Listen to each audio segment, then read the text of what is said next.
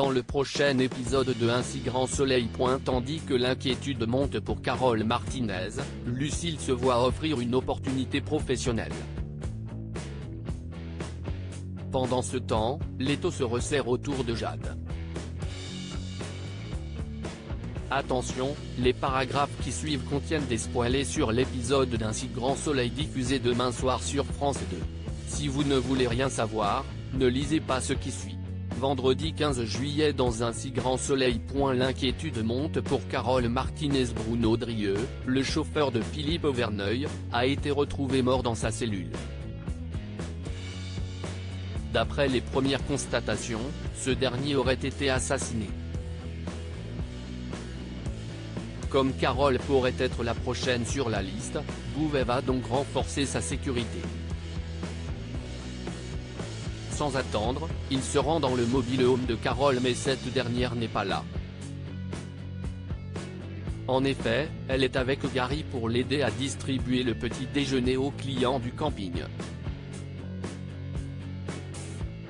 Lorsqu'elle rentre, Bouvet lui fait la morale et lui demande de rester joignable en évitant de trop discuter avec les gens de l'établissement.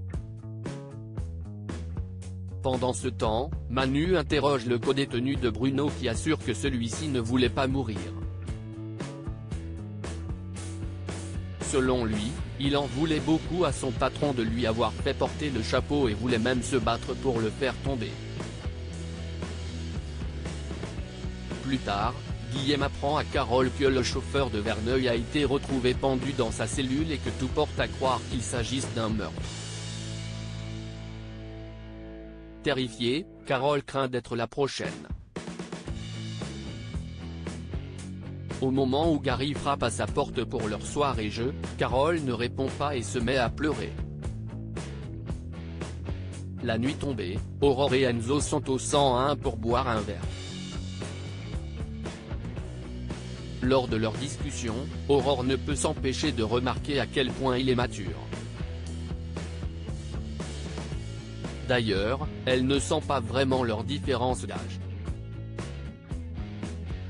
Après avoir passé un bon moment avec elle, Enzo propose de la raccompagner à pied car ils ne sont pas en état de prendre la voiture.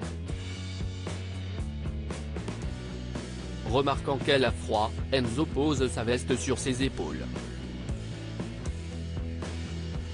Quand il s'apprête à l'embrasser, Aurore l'en empêche en expliquant que c'est une mauvaise idée. Avant de partir, elle l'enjoint à l'oublier.